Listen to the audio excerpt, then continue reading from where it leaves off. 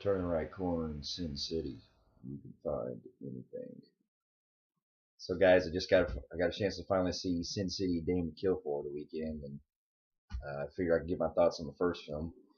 Yeah, I've been really looking forward to this film a long time now, since it took Rob Rodriguez 9 years to make the film.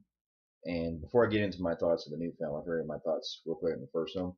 I really enjoyed the first Sin City when it came out. I thought that it was a great film noir. It had a lot of great visual style. It had a lot of great stories to follow these characters. And I'm not very familiar with the actual comic book it's based on by Frank Miller, but I've heard that it is a very great.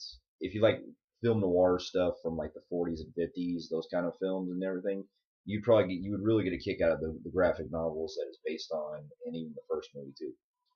And what I loved the most about the first film was how Robert Rodriguez was having this huge cast, and was able to interlock all these stories together to tell one big film. Even though they're all like separate stories, you get a lot of these characters that it's basically like Pulp Fiction all over again. If you like films where you have characters go from one direction and enter another story in certain framing sequences, that's how it plays out in both of these films. And I really enjoy the fact that the first film was able to capture a lot of the mood and atmosphere of the film noir, and also able to be very hard edged and very gritty. And even though it's all using CGI in backgrounds, it captures a lot of that very mood atmosphere to it.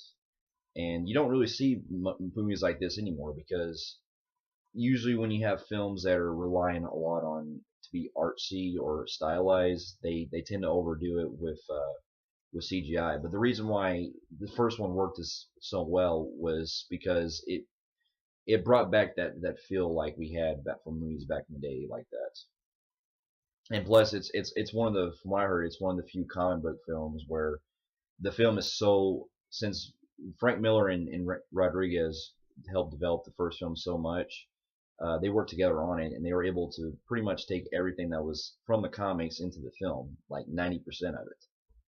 So yeah, I really did enjoy the first one, and I was really looking forward to the second one.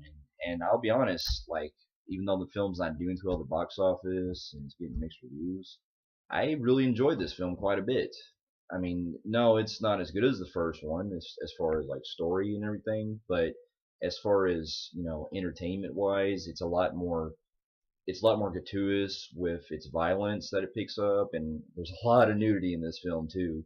Like, if you want to see, I mean, it's rare that you get this kind of films like this, and you're showing a lot of a lot of women being naked and all that, and I'm not a prude or anything. It's just that, and I'm not a pervert or anything. I'm just saying, like, if you want to see film noir done right, and you want to see a hard R done properly, you probably get a kick out of this. And the second film has a new cast this time. You got Joseph Gordon-Levitt playing a gambler named Johnny.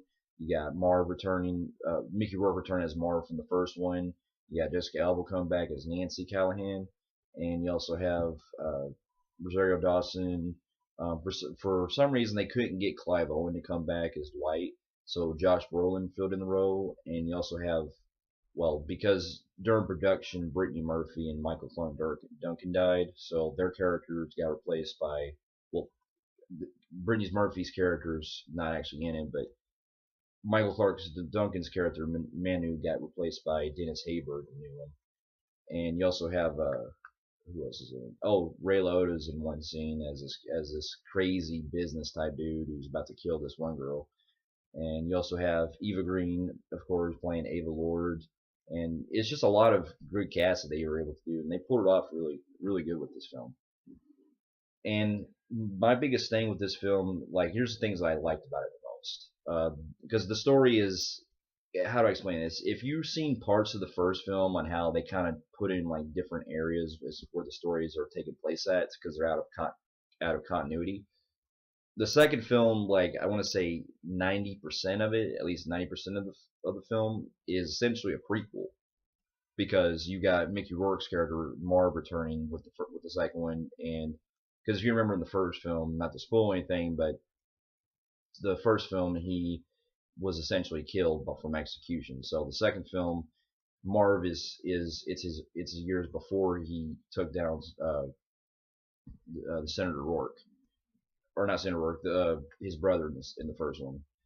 So the second film, it's pretty much mostly a prequel, and then probably like the last 20 minutes or so, it takes place after the first film.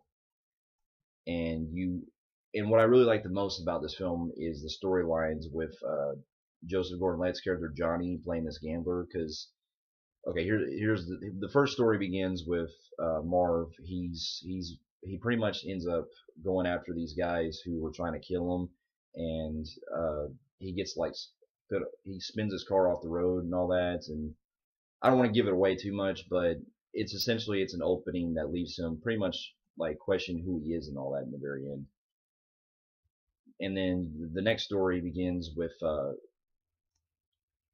it begins with Joseph Gordon-Levitt's character Johnny. He's like this hotshot gambler who's never able to lose from what he does. He goes around playing casino matches. He's able to outsmart all these people with card tricks and everything. And this was my favorite story in the film. I thought that he did a great job with the role that Joseph Gordon-Levitt was playing, because essentially he eventually meets up with Senator Rourke from the first one, played by Powers Booth, and he tries to fuck with him. He's like, remember, I've never lost, so I'm gonna essentially whoop your ass in ace, or whoop your ass in cards, and then I'm gonna take all your money. And that's what he eventually does. And then after he fucks with them, he gets himself he gets the shit beat out of him by him and his men, and after he takes their money. And then, well, not to spoil anything, but he goes on a quest to get everything back, because he gets essentially like he breaks all of his fucking fingers for his lucky hand. It's pretty brutal. And then, well, I mean, I guess you could say, and not to gonna spoil it, but you could argue that his storyline, it picks up later in the film, but his storyline kind of doesn't really go anywhere per se, but he leaves a huge impact with what happens later in the film. It leaves a huge impact as far as themes that are going on later in the film, as far as the Senator Rourke storyline. And then you have the next story, which is the title of the film, The Dame to Kill For. And in this one, you see Dwight, who's like spying on this girl who's one of the hookers that's being abused by Ray Liotta's character. And he steps in he's about to get shot by Ray Liotta, and he steps in and beats the shit out of him. And then he eventually goes to he meets up with Ava Lord, played by Eva Reed, at a bar, and they have like this background of him having a falling out from what she did to him. And throughout this entire story, which is probably my least favorite of the story, is that, well, it's not really my least favorite, but they kind of pad it out a little bit too much, because it feels very repetitive in this story.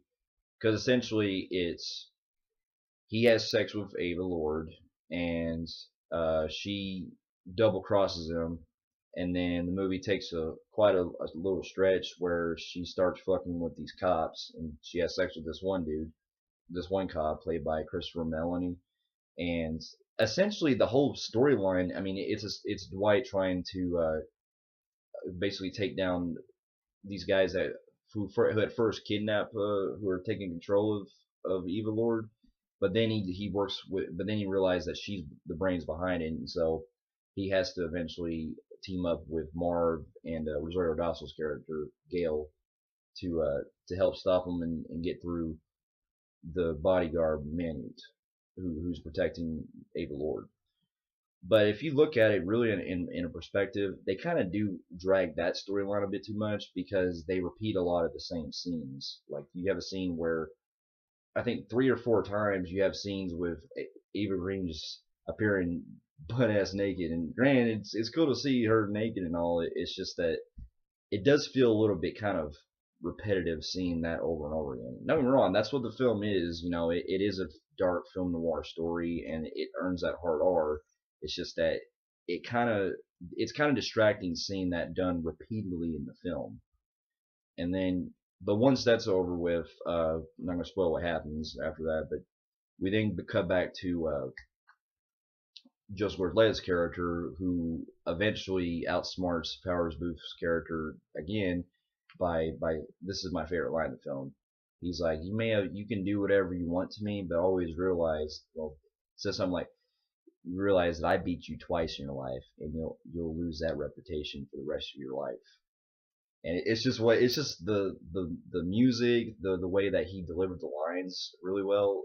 There's just something about his the character Johnny that I really do enjoy the most, because he's a guy who never loses at gambling, but the one thing that he gets taken away from, he's still able to come back and do it again. And it's just a really well great story. And then we get to, which is essentially the last storyline, which involves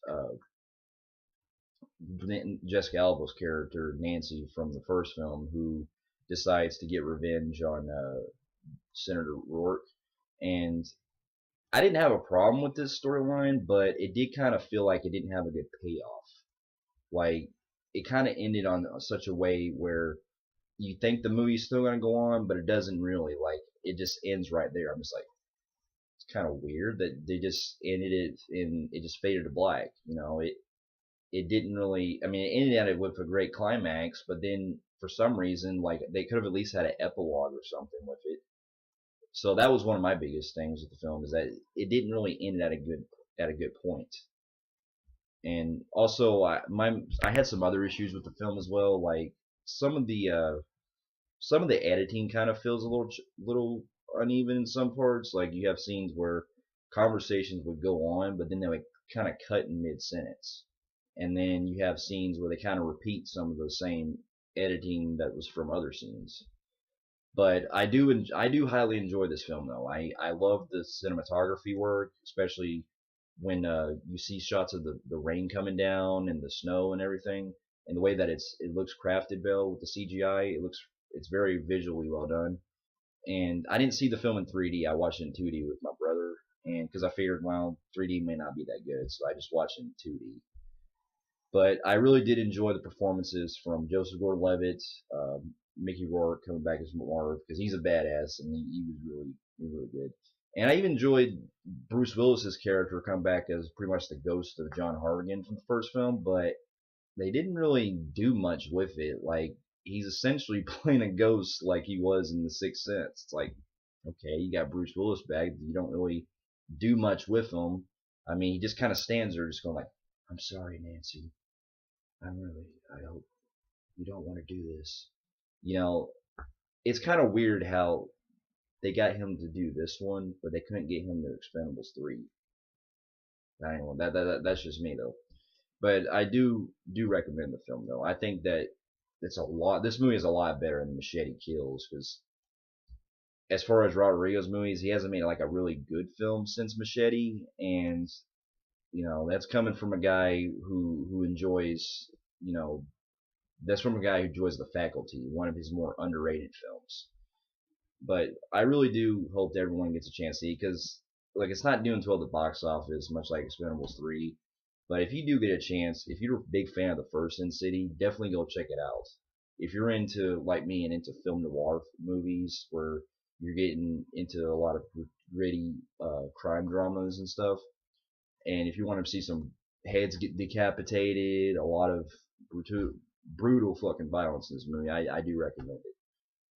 And if not, just wait for it to come on video. But yeah, that's really all I've got. There's so much more I want to talk about with the film, but I mean, I don't really spoil films that much, so I would probably have to, I would have to give everything away, and I don't want to do that. So, definitely do go check out Sin City: A Dame to Kill For, and on my next review, I'm not sure what else will be coming out later this year that I'll be seeing and for a while. So if I don't post any reviews, I'll be busy with a lot of other things. So until then, I hope everyone has a good rest of the week, and I shall see you guys.